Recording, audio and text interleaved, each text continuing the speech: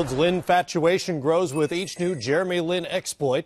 But the Knicks point guard isn't just generating buzz.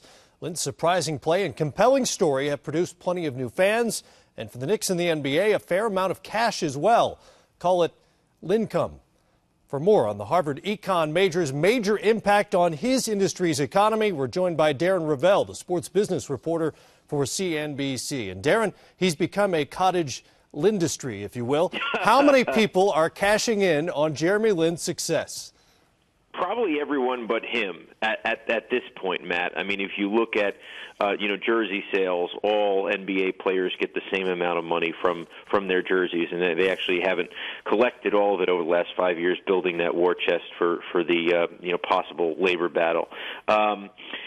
Then you can look at obviously the unlicensed stuff. The licensed business is tremendous. The MSGs, Madison Square Garden, the Mitch Modells of the world, the retailers, people on eBay, the collectors. There's one card now going for $15,000. His first jersey that he actually played in the game, I think it was less than 2 minutes, sold for $40,000 yesterday. I've never seen anything like this coming out of nowhere. No one has. Is there any way to quantify just what his story has meant financially to both the NBA and to the Knicks specifically? Well, it means a lot more to the Knicks now because, of course, they do own, MSG. MSG is public now, but with this Time Warner settlement today, which is just unbelievable. They were missing out on a potential 3 million subscribers. And now with this deal locally in New York, their ratings can be that much more. Ratings were up 109% since Jeremy Lin started, but now it's just going to be even that much more.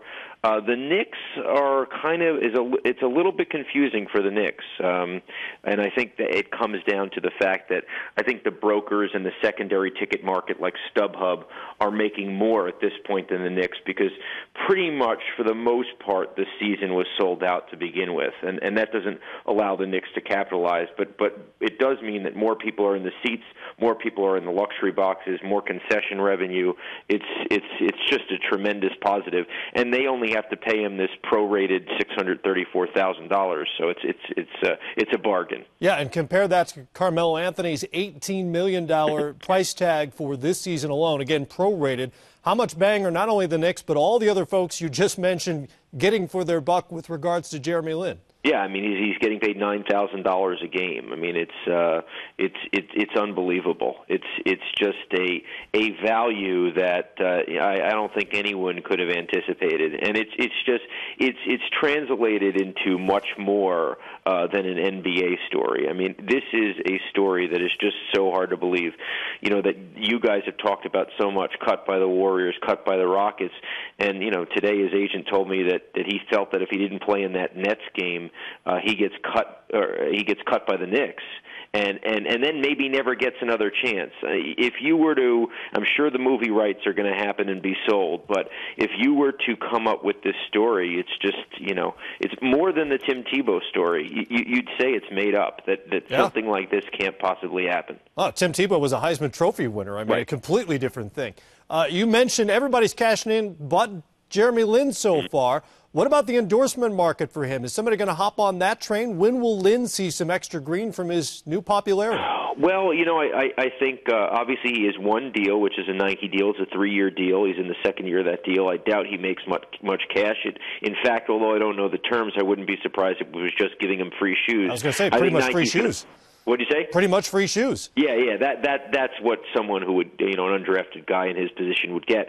I think that there's going to be companies in Taiwan, companies in China, the question is, which is so intriguing, will a blue chip company in the States take a chance? I feel like he can cash in, and he can cash in to a point at this point if he wants to move where, I feel like he could easily make $10 million. Wow. Hard to believe somebody in the short term wouldn't jump on that, and I guarantee you somebody out there is writing the movie that you spoke of. Oh, no, absolutely. They've already gotten the offers. And the great side story, by the way, Matt, is Roger Montgomery, his agent, is the Jeremy Lin of agents. I mean, he only has one other client in Mo Evans, who's currently in the NBA. So it's incredible. Unbelievable all around. Darren Ravel, sports business reporter from CNBC. We appreciate it. Good to talk to you. Thanks for having me.